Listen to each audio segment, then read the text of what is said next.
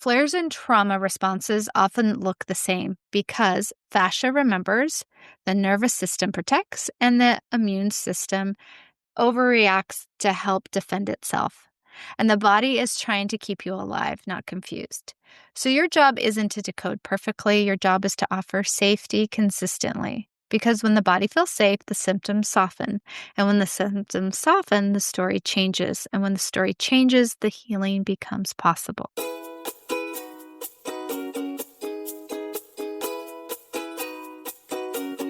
Hey, beautiful soul, and welcome to Dear Body, I'm Listening, the podcast for women navigating chronic symptoms, invisible illness, and that daily dance between hope and exhaustion.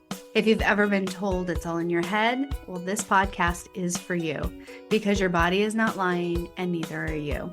Hi, I'm Donna Piper, movement therapist, Pilates instructor, and chronic illness navigator. After years of being dismissed, misdiagnosed, and doing everything quote unquote right, but still getting sicker, I created this space to tell our truth. Here we talk about swelling, brain fog, nervous system crashes, and the kind of symptoms that don't always show up on lab results. We're going to explore lymph, breath, movement, self-trust, latest research, books, relationships, basically everything. All from a place of compassion and honesty. This isn't about fixing your body. It's about finally being heard and getting some answers. Hey friend, running low? Me too. I'm Donna. This is Dear Body, I'm Listening. We're in it together. Hey love, welcome back to Dear Body, I'm Listening. So today we're going to talk about flares and trauma response because I've lived them both. And if you have a chronic illness, you probably have too, but you probably don't always know the difference. And sometimes there is no difference. They feel identical. When you live with chronic illness and a trauma history, it can feel like your nervous system is always flipping a coin. 1 minute you're managing your symptoms, and the next minute you're in a full body overwhelm and asking yourself what happened. So today we're going to talk about how to tell the difference between a trauma response and a flare, why sometimes they're identical, and what you can do to support yourself when you're in that confusing, tender space. No perfection, no pressure, just clarity, compassion, and a roadmap back to safety. Real talk, no gloss, just us. Now let's dive in. So in this final episode of How Trauma Rewrites Pain, I really want to talk about what is a flare and what is a trauma response? And how do you know if you're feeling a flare or how do you know if you're feeling a trauma response? Let's start with the basics, not clinical, but lived experiences from all of us. A flare might look like, sudden body-wide fatigue, going out with a friend and then feeling a complete crash, being around a scent or something that activates your MCAS and you have no idea what happened. Just all of a sudden you start to feel horrible. You may have shortness of breath. You might have a little heart racing, and you might also have nose running, headaches, etc. You might feel heaviness, swelling, or limb pain. You might have some GI chaos. You might have brain fog that actually feels like grief or depression. And a trauma response may have some similar things. Your heart might be racing. You might have shallow breath. You could freeze or shut down and have numbness. You can have some emotional flashbacks. You can have migraines and headaches. You can also get a lot of anger or frustration, something that is small. Any other day may feel like no problem. And then this moment, it feels huge. So you might get bursts of anger or stress. And you might be feeling far away sometimes from your own body in a trauma response or hypervigilant about every sensation. So here's the plot twist. Your flare can trigger your trauma response, and your trauma response can amplify your flare, and they share some of the same components.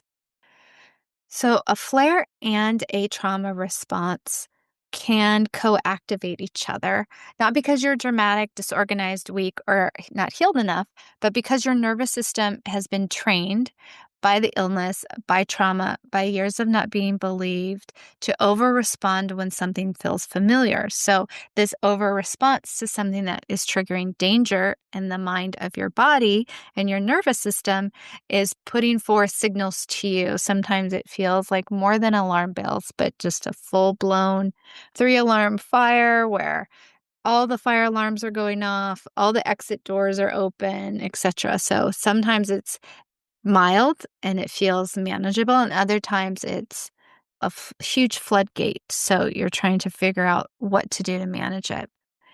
So even research backs some of this tangled brain-body loop. So we're going to look at 4 different studies. I'm just going to kind of briefly give you the highlights in a paragraph, and then I will link them down below in the show notes so you can go ahead and look at these studies on your own. So these are studies that have PTSD and some autoimmune issues. So first, women with high PTSD, so post-traumatic stress disorder symptoms, have nearly 3 times the risk of developing lupus, meaning their immune system literally remembers danger. This is from Feldman et al. Of 2019. The next, from Lee et al. From 2016, says that people with 4 or more PTSD symptoms, so that is post-traumatic stress disorder is something that is clinically diagnosed from the DSM. There's different criteria. And they are saying that with 4 or more PTSD symptoms, you have a 76% higher risk of rheumatoid arthritis. That means inflammation gets louder under chronic threat. Next, from Donovan et al. From 2015, veterans with PTSD have double the risk of developing autoimmune diseases. Their immune systems stay stuck in quote-unquote battle mode. And then from Dube et al. In 2009, they looked at ACE studies, and these major ACE studies show childhood trauma increases autoimmune disease risk by 70 to 100% depending upon the category. So I'm quoting all this just to let you know this isn't psychosomatic. This is a biopsychosocial. So what does that mean? Your tissues, your history, and your nervous system are all in the room together. So of course it's confusing. Your body is trying to protect you loudly, imperfectly, and sometimes inconveniently. Now it's time for the connective thread, where the story meets the science. So let's bring this whole series home. First, let's talk about flares.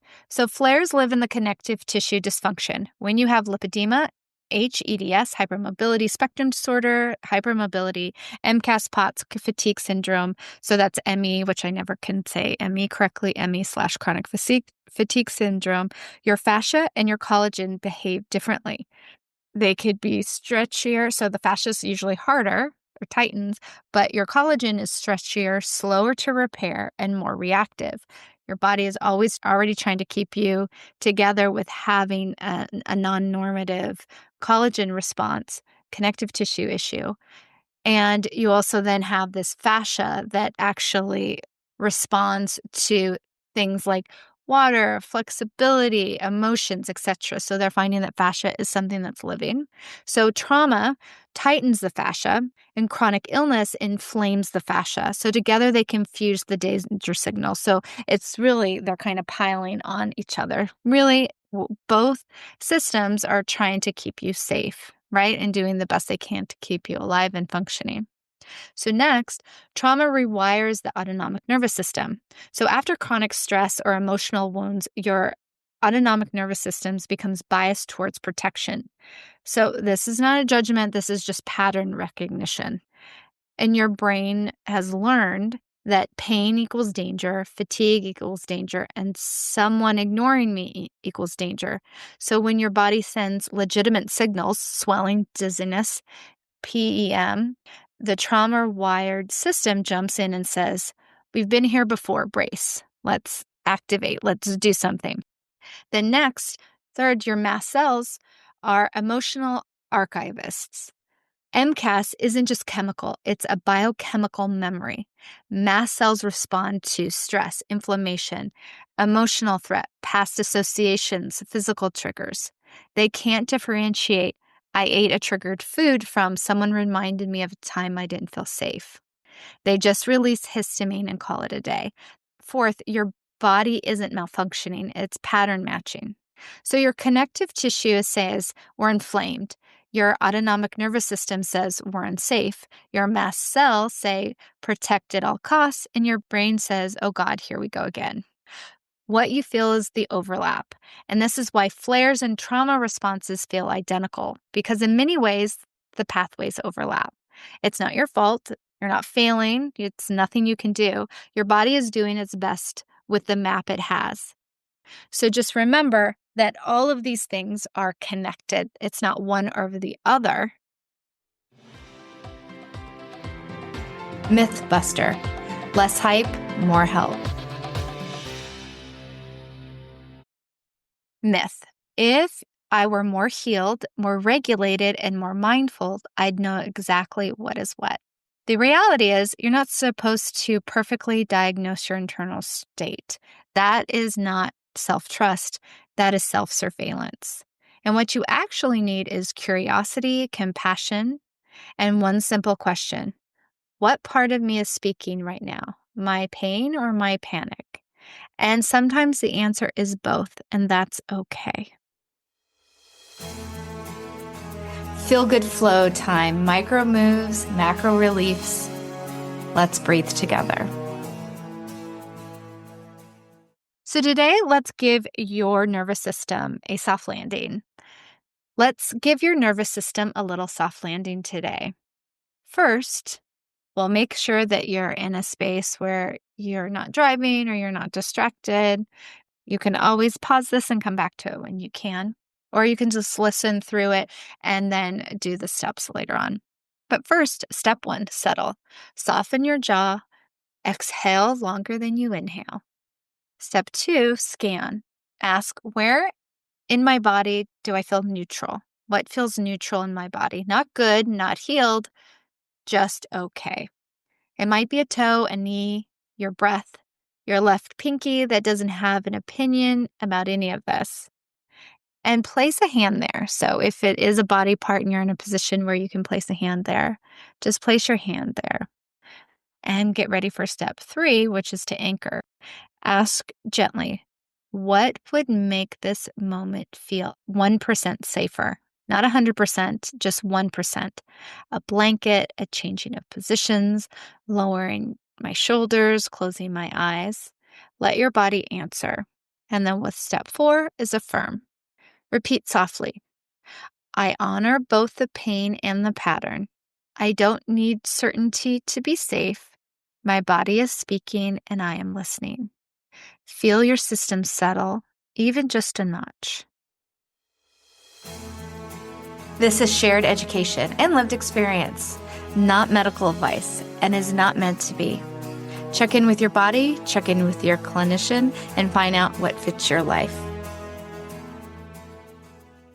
So the big takeaway today is flares and trauma responses often look the same because fascia remembers, the nervous system protects, and the immune system overreacts to help defend itself.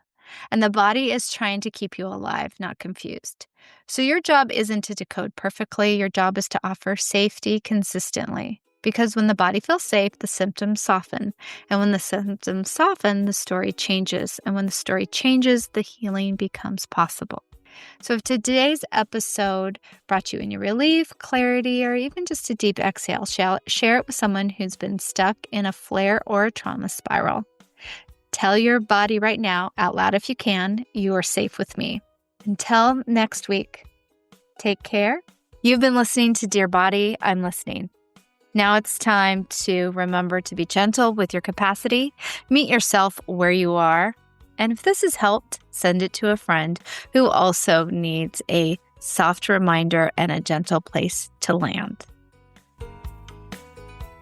If this episode made you feel even more seen, brought you clarity, or reminded you that you're not alone, please take a moment to rate, review, and send it to someone who needs that same reminder. You can find more tools, blog posts, and support over at donnapiper.com. And hey, don't forget to subscribe so you never miss an episode. Got a question for me? Every month I do a listener coaching episode, and I'd love to hear from you. Send your questions, stories, or flare-up confessions to Donna@DonnaPiper.com. And you just might hear your answer on the show. Until next time, dear body, I'm listening, and I am so glad that you are here.